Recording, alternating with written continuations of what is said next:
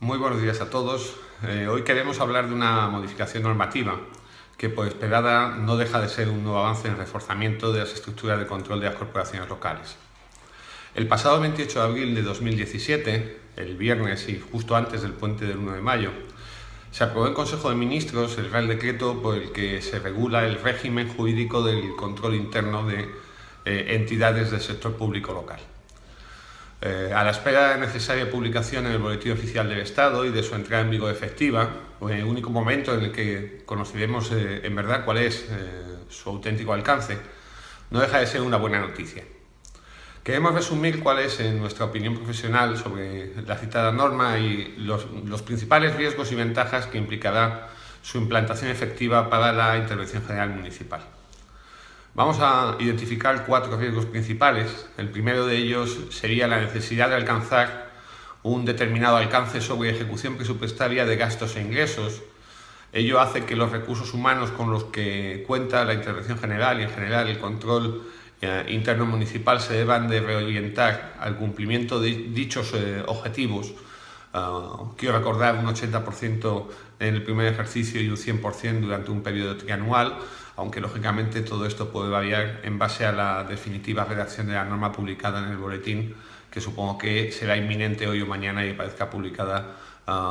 Pues entendemos que normalmente reforzando estos alcances que se entendían, un poco ambiciosos pero necesarios. Esto implica la necesidad de tener que abandonar determinadas actividades de control que pudieran tener un menor valor añadido por parte de la Intervención General. Nosotros recalcamos especialmente cuestiones como las justificaciones de subvenciones, en las que en muchos casos interviene la intervención realmente como un apoyo a los centros gestores. La asistencia a órganos colegiados, por ejemplo, de la corporación, o intervención en algunos órganos que no son especialmente, o entendemos que no deberían ser especialmente relevantes o funciones de intervención. O, por ejemplo, la asistencia a mesas de contratación, que aunque es un precepto normativo, lógicamente se deben de subordinar, entendemos, a las funciones auténticas de la intervención, que no deja de ser ejercer ese control con las nuevas competencias que le determina esta norma. Por cierto, lógicamente, ese sacrificio siempre desde CIH Auditores entendemos que debe llevarse a cabo encargándose a auditores privados la ejecución material de los trabajos encargados y la intervención centrarse en lo que es el seguimiento y el control de calidad respecto a la calidad de la pista de auditoría y al propio contenido del informe y su implicación en el trámite de alegaciones normalmente. El segundo de los riesgos identificados es la necesidad de llevar a cabo una estrategia combinada en la que intervendrán tanto los interventores como los auditores privados en la figura que la propia normativa establece como auditores privados coadyuvantes de la intervención, dentro de cuyo alcance normalmente CIH Auditores lleva a cabo sus funciones.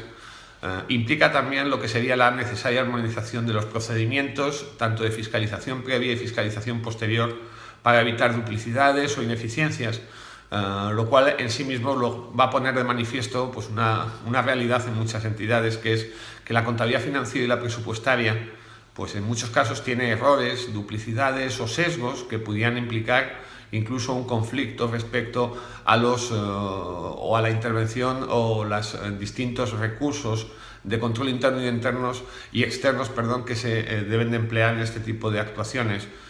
Y de alguna forma, la necesidad de una coordinación eficiente entre la intervención y esos auditores privados que normalmente entrarán a formar una parte importante en la ejecución material de los propios trabajos y controles financieros. El tercer riesgo es qué hacer cuando, al llevar a cabo una fiscalización posterior o un control financiero, se detectaran problemas o existieran demoras como consecuencia de los trámites de alegaciones o la necesidad de consultar o intervenir con determinados órganos internos de la propia corporación local que lo eternizan. Por así decirlo,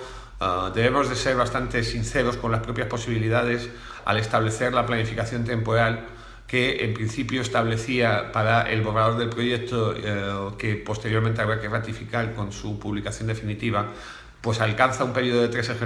ejercicios o de 3 años en los que se debe ser normalmente eficiente. Nosotros recomendamos en muchos casos la realización de trabajos en épocas de menor carga de trabajo, como pueden ser junio, julio o el mes de septiembre, y permitir con esos esfuerzos al cumplir los objetivos, que no olvidemos que son para proyectos en torno a 3 años, en la consecución material de los objetivos que se establecen.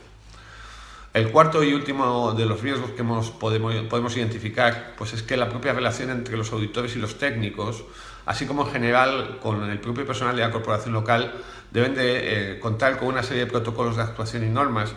en los que no se margine ni a unos ni a otros y, por así decirlo, el factor humano siempre destacamos que es clave para que lo que tengamos sean informes y controles y fiscalizaciones tanto previas como posteriores de suficiente calidad. Rompiendo un poco la parte negativa, podemos decir que también contamos con una serie de ventajas. Vamos a destacar tres que podemos pues destacar desde CIH Auditores. En primer lugar, la citada norma implica que por primera vez se debe llevar a cabo un enfoque independiente y se debe llevar a cabo una evaluación de riesgos y la metodología, por así decirlo, en el ámbito privado está mucho más desarrollado que las normas de auditoría del sector público que todavía están pendientes de adaptación, en el que las normas de auditoría NIAES o las normas internacionales de contabilidad IFRS USAGAP, pues de alguna forma en el ámbito privado se han implantado con éxito hace ya unos años y de alguna forma es deseable que se implanten también dentro de estas corporaciones. Por último, también, de alguna forma, se han llevado a cabo determinadas revisiones de riesgos pequeños. Nosotros identificamos el área de subvenciones normalmente como un área, aunque desde el punto de vista de la gestión diaria de intervenciones es relevante, bueno, pues normalmente en un plan de control financiero no debería serlo tanto. Y no se están llevando a cabo fiscalizaciones que entendemos de las grandes áreas de riesgos, como pueden ser las compras de bienes y servicios o la ejecución del capítulo 2 de la liquidación del presupuesto de gastos, con especial incidencia en la revisión de los propios procedimientos de contratación o el siempre conflictivo área de personal en el que de alguna forma afecta sin duda a todos los integrantes de la corporación,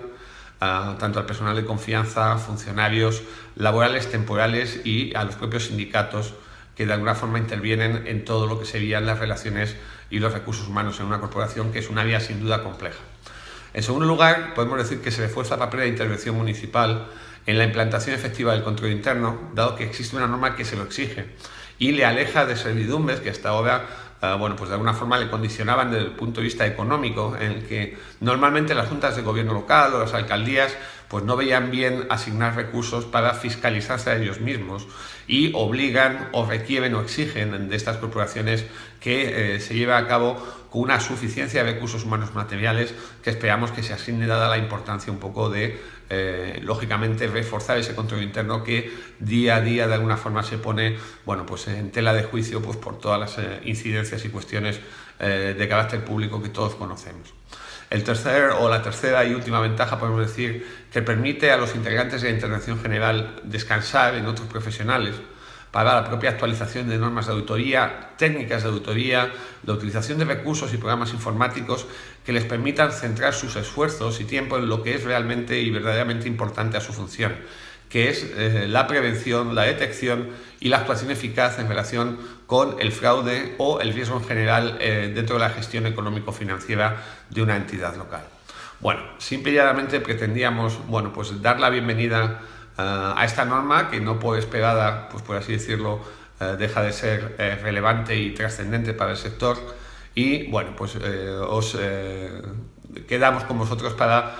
pues dentro de una semana volver a actualizar nuestras conclusiones respecto a lo que sería ya el estudio y la revisión detallada del texto publicado en el Boletín Oficial del Estado, así como con especial incidencia a los aspectos relacionados con la implantación efectiva y los calendarios, lógicamente, para el cumplimiento de lo determinado por la norma finalmente publicada.